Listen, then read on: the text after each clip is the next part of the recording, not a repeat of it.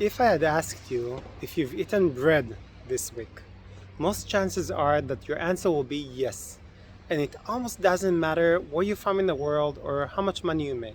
But if I had asked you what type of bread you've eaten, your answer will change depending on where you're from. Luckily, Israel, and in particular Tel Aviv, where I am right now, is a melting pot of immigrants. So I have the opportunity to take you with me to a cross-border journey in search after the authentic breads.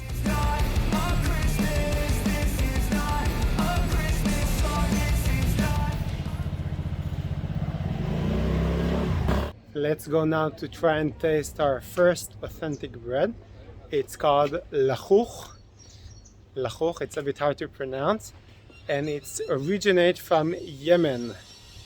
Yeah, I swear it's a real country, and it's a bit south to Saudi Arabia.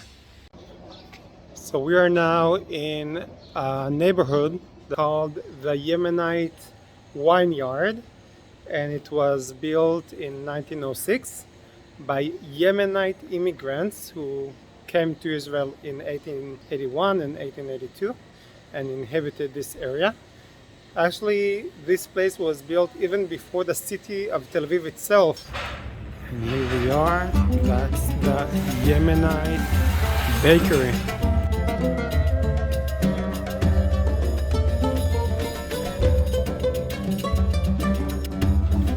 שלום, אפשר לחוך? אחד בבקשה. The lachuch costs 4 shekels, which is about $1, a little bit more than $1. So here we are. בבקשה. תודה רבה. So let's try the lachuch. I have it right here with me. Before that, I will tell you that the baker makes it from liquid, actually, that is made of wheat, semolina, yeast, salt, and sugar that is poured on a rapidly heating pan that creates this bubbly and spongy filling on this side and brownish, a bit rougher on the other side. You can eat it with cheese, you can eat it with tomato sauce, but you can eat it with sweet indulgence as well. I even heard of people who eat it with maple syrup. Oh, Canada. This is one of the best things ever. Listen, you should try it.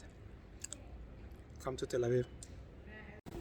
Oh, something really important that I want to show you. It's just a few minutes walk away from here. I really hope I'll find it. It's the millstones, which will help us to understand how they made bread in ancient times. Oh, I cannot stop eating it. It's so freaking good. Yes, I found it. Here, let's go closer and I promise to explain. So what are those millstones? Well, in ancient times, when people wanted to create flour to bake bread, they used to take those stones, you can see right here, or similar ones, and to put them on top of each other. In between them, they would inject some grains.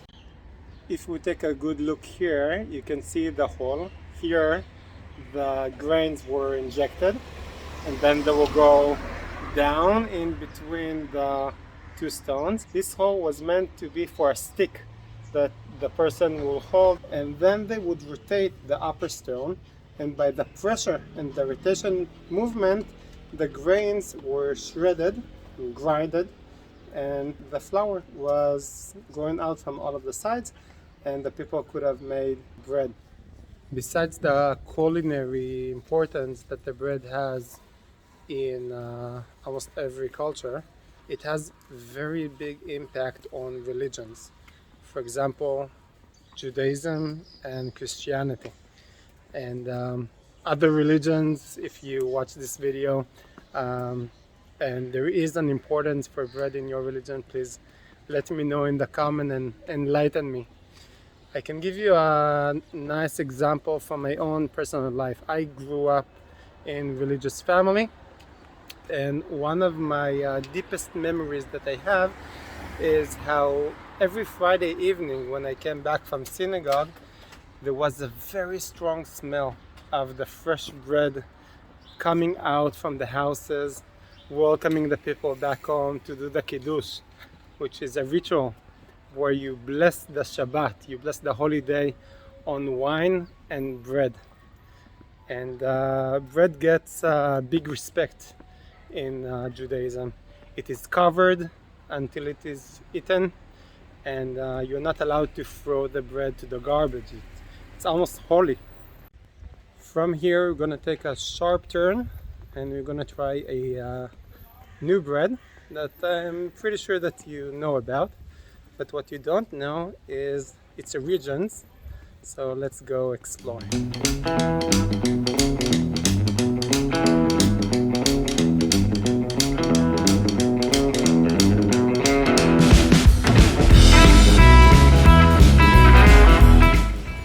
And we have arrived to Tal Bagels. I guess that you can guess what kind of bread we're gonna have here.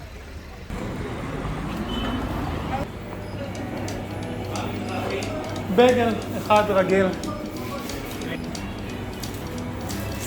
Okay, so we're buying a bagel. One bagel is 6 shekels, which is about $2.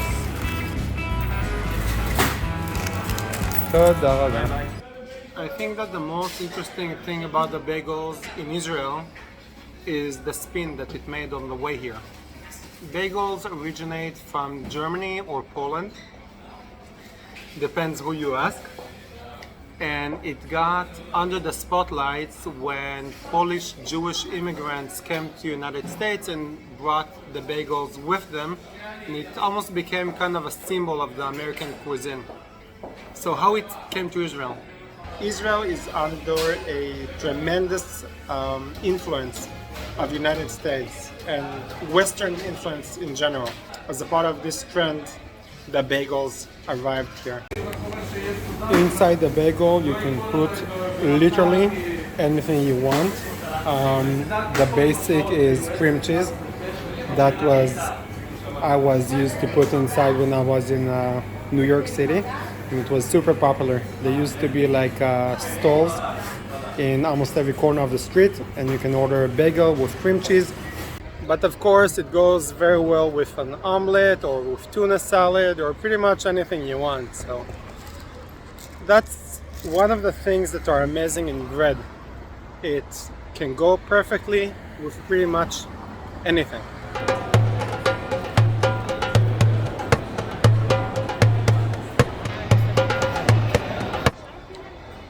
We're heading now to the third and the last location, which is located in Dizengoff Center.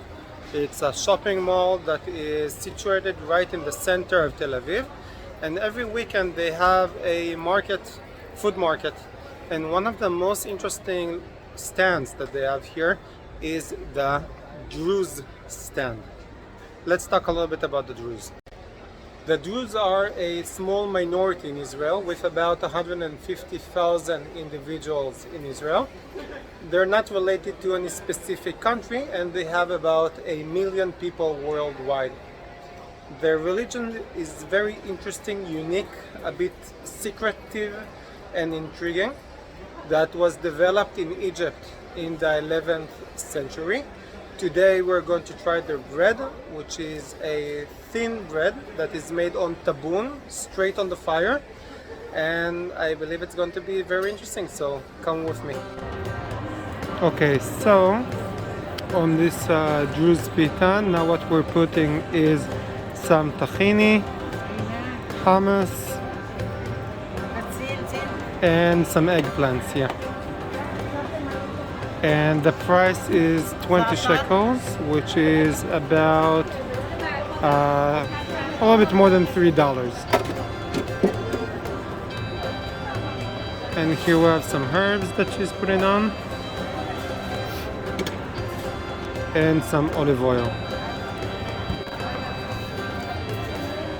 Rolls it up, and that will go into the paper.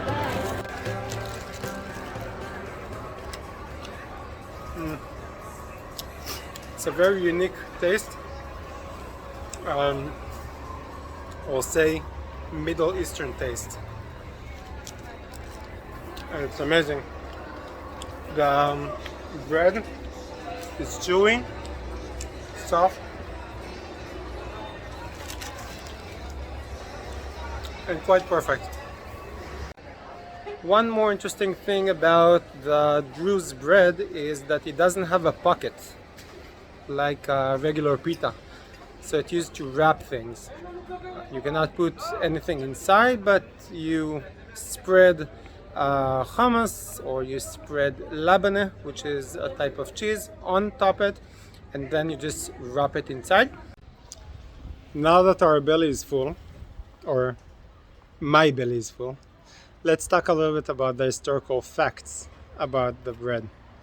So bread was common pretty much from the dawn of human civilization all over the world.